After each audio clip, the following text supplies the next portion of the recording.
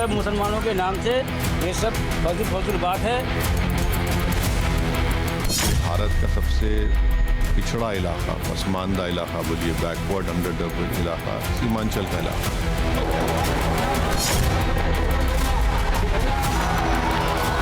वो जहाँ भी लड़ेगा हिंदू मुस्लिम हो जाता है। नीतीश के काम पर ही जनता वोट करती है, करेगी।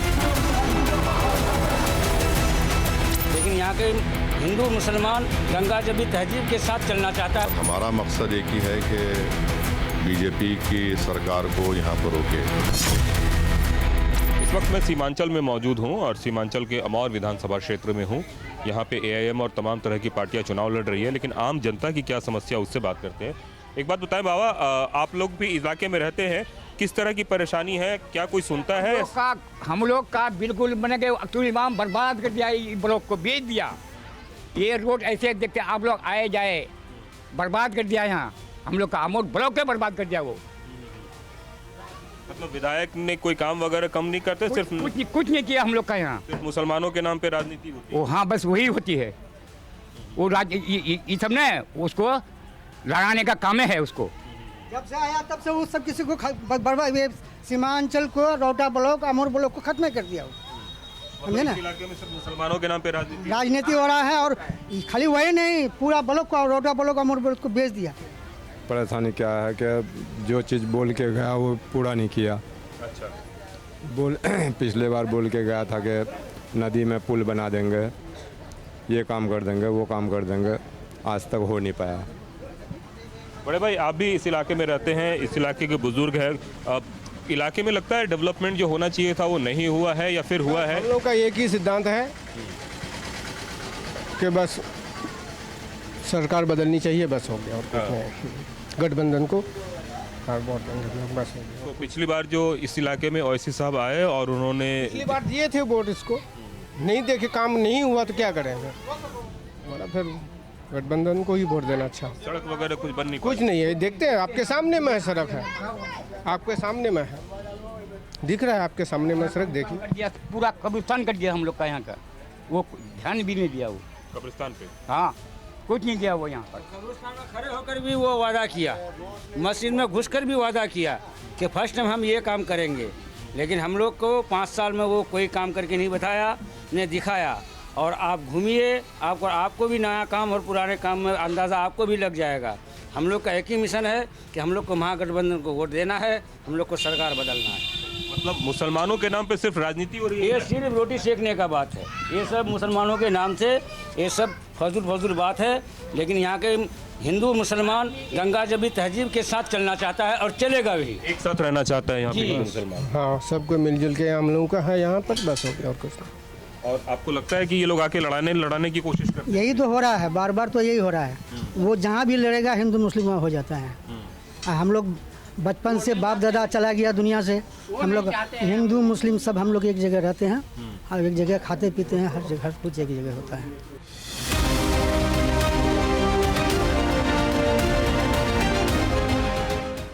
सीमांचल में ओवैसी साहब है, जनता के बीच जा रहे हैं, उनसे वोट मांग रहे हैं और बता रहे हैं कि आखिरकार कैसी सरकार होनी चाहिए। हमारे साथ ओवैसी सर कुछ मौजूद हैं। सर, पिछली बार भी आप इस इलाके में घूमे थे, जनता ने आपको सिर पे बिठाया भी था, इस बार किस तरह से रिस्पांस आपको मिल रहा है? नहीं, जनता ने अपने दिल में जगह बनाई। सर पे बिठाने का काम से ज़्यादा अहम बात यह है कि उन्होंने हमारे को अपने दिल में जगह दी, मोहब्बत दी और हम ज़िंदगी भर उनके मखरूज़ रहेंगे। इस बार भी बहुत अच्छी तरीके से हम लोग मेहनत कर रहे हैं। पहले की तरह सीमांचल की आवाम का पूरा समर्थन, मोहब्बत और उनका साथ, और ख़ास तौर से नौजवान और महिला और हमारे बुज़ुर्ग सब लोग हमारी पार्टी की तायीद करने के लिए तैयार हैं। कोशिश चल रही है। पिछली बार जो आपके लोग निकल कर दूसरी तरफ चले गए थे, तो इस बार जनता को कैसे समझा रहे हैं कि आपके उम्मीदवार फिर कहीं न जाएं? और ये हम उस वक्त भी कहे और आज भी कह रहे हैं कि बिहार हो या पूरा देश हो, कोई भी ये नहीं चाहेगा, कोई इससे मुराद कोई भी पॉलिटिकल पार्टी जो है नहीं चाहेगा कि अल्पसंख्यक समाज की एक पॉलिटिकल लीडरशिप उभरे। और वही काम हम कर रहे हैं, क्योंकि हमारा मानना यह है कि भारत के संविधान में जब हमने आर्टिकल 14 में राइट टू इक्वालिटी रखा और हमारे संविधान के प्रियम्बल में बाबा साहब अम्बेडकर ने लिखा लिबर्टी, इक्वालिटी, जस्टिस, फ्रेटर्निटी, तो इसको अमली जामेनामा पहनाना ये सबकी जिम्मेदारी थी, मगर सब ने सिर्फ वोट हासिल किया और इस्तेमाल किया और किसी भी तरीक़े से नाइंसाफ़ नहीं किया। इसी वजह से हम देखते हैं कि भारत का सबसे पिछड़ा इलाक़ा, पसमानदा इलाक़ा बोलिए, बैकवर्ड अंडर डेवलप्ड इलाक़ा सीमांचल का इलाक़ा है। तो ये हमारी कोशिश है और हमको यकीन है कि इसमें हमको कामयाबी मिलेगी। वर्तमान मुख्यमंत्री की अगर बात करें तो कई सारी चीज़ें ऐसी दिख रही है जैसे ऐसा लगता है कि वो काफ़ी उम्र का असर उनके ऊपर दिखने लगा है। ऐसे में आपको लगता है कि जिस सत्ता की बागडोर की वो वकालत कर रहे हैं, क्या वो इस तरह से काबिल हैं कि शारीरिक रूप से, ताकि उसको संभाल सकें? देखिए, आपको और हमको सबको बूढ़े होना है, अगर ऊपर वाला अल्लाह हमको ज़िंदा रखेगा तो। अब हम आप और हमारा क्या भविष्य को नहीं मालूम। तो उर्दू में बोलते पीराना सालिमान ज़ईफ़, बुज़ुर्ग जब हो जाते हैं, तो यकीनन नीतीश कुमार की उम्र काफ़ी हुई है, मगर वो कितने फिट है नहीं है वो उनकी पार्टी को तय करना है और आज के ज़माने में जनता ये देख रही है। अब जैसा कि मिसाल के तौर पर अमूर विधानसभा है, वहाँ पर जो अख्तर अली मान साहब के मुकाबले में जो कैंडिडेट है जनाब मस्तान साहब, इलेक्शन कैंपेन में 4 मरतबा अस्पताल जाकर आ गए। तो भाई आप ये तो जनता के लिए तो ठीक नहीं है। जनता खुद देख रही है, क्योंकि चाहे वो विधायक शहरी इलाके का हो या रूरल इलाके का हो, काम तो बहुत करना पड़ता है, जनता से मुलाकात करना पड़ता है। और सेहत जो है बहुत ज़रूरी है पॉलिटिशियन के लिए। उम्र से ज़्यादा सेहत अच्छी होगी तो आप अलर्ट रहेंगे, मिलेंगे। अब अमूर में जनता परेशान है कि जो मद्दे मुकाबले में आ रहा है, वो जो 30 साल से विधायक रहे हैं वहाँ पर वो 4-5 मरतबा बेचारे बीमार पड़ चुके हैं। हम तो दुआ करते हैं कि उनको वो सेहतियाब हों, बट जब आप राजनीति में आते हैं तो फिर आपको बड़ा एक्टिव होना पड़ता है। सर, इस एक्टिवनेस की बात हो रही है, कई बार विपक्ष भी आरोप लगा रहा है कि नीतीश सीएम नहीं होंगे, हालांकि पार्टी की ओर से बताया जा रहा है। आपको क्या लगता है भारतीय जनता पार्टी किस तरीके से उसको देख रही है? नहीं, ये तो कौन होगा क्या होगा वो लोग तय करेंगे, पर हमारा मकसद एक ही है कि बीजेपी की सरकार को यहाँ पर रोके, और इसीलिए हमारी तरफ से कोशिश की गई थी। उस कोशिश को जो भी लोग थे उन्होंने कबूल नहीं किया। हम तो सिर्फ 6 सीट पूछे थे, नहीं कबूल, ठीक है, हमको एतराज़ नहीं है। अब ये उनकी जिम्मेदारी है।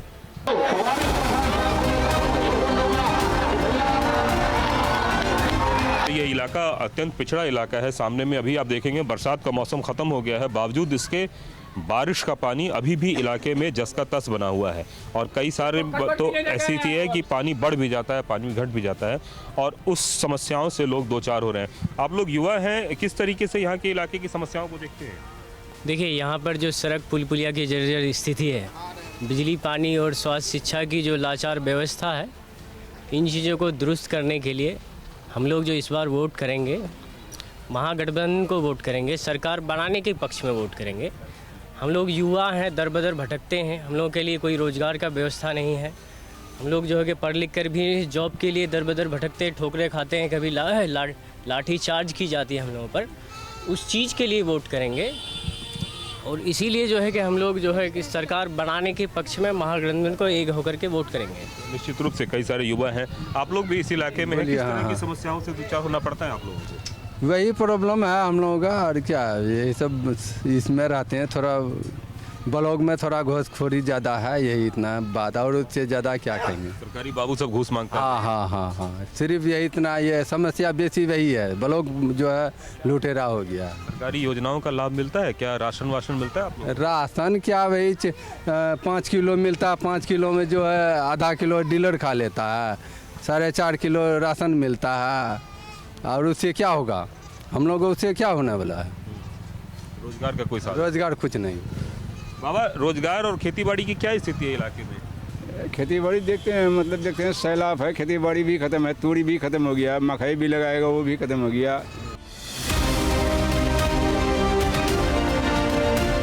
सीमांचल की हॉट सीट अमौर से एनडीए के प्रत्याशी सबा जफर साहब हमारे साथ मौजूद हैं। सर, एक बात बताएं कि इस इलाके में पिछली बार ओवैसी साहब की बड़ी मौजूदगी देखी गई थी और उनके कई सारे लोग चुनाव जीत के भी आए थे। इस बार का चुनाव पिछली बार के चुनाव से किस तरह से अलग है और उसको आप किस तरीके से देखते हैं? एक हवा थी, आंधी थी, जो एनआरसी सीए वाला मामला था। एक हवा में लोग आए थे और दूसरी हवा में वो पार हो जाएंगे। उनका सिर्फ ये है कि चुनाव के समय में आते हैं और अपना जो जुमलाबाजी है मुसलमानों को गुमराह करने का काम करते हैं। कोई आलिम दीन उनका साथ नहीं है, सिर्फ उनको रिझाने का काम करते हैं। एनडीए में मोदी के नाम पर या नीतीश के काम पर जनता वोट करेगी? नीतीश के काम पर ही जनता वोट करती है, करेगी।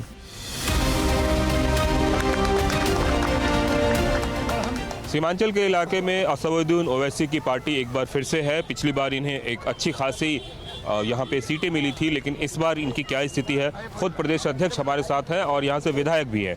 सर, आप दोबारा से एक बार किस्मत आजमा रहे हैं और आपके ऊपर बड़ी जिम्मेवारी भी है पूरे इलाके की। किस तरीके से इस बार के चुनाव को देख रहे हैं? मैं पिछले बार से बेहतर देख रहा हूँ और हम समझते हैं कि सीमांचल के लोगों की आंखों की पट्टी खुली है।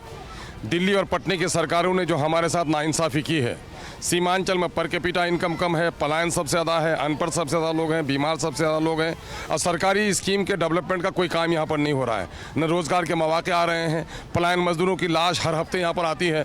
ये सारी लोग देख रहे हैं कि नाइंसाफ़ी हमारी हुई है। मेरे इंसाफ की बात आर्टिकल 371 के तहत सीमांचल डेवलपमेंट काउंसिल की बात अगर कोई करता है तो बैरिस्टर ओवैसी करता है, एमआईएम करती है, अख्तर ईमान करता है, इसलिए लोगों का अपार समर्थन मिल रहा है। पिछली बार की अगर बात करें तो आपके लोग जो चुनाव जीतने के बाद दूसरी पार्टियों में चली गए, उसका कितना नुकसान आपको है? नुकसान तो ज़रूर हुआ है, तकलीफ भी हुई है, हाउस में मेरा परफॉर्मेंस प्रभावित हुआ है, लेकिन मैं क्या कहूँ, ईश्वर का जितना शुक्रिया अदा करूँ कम है।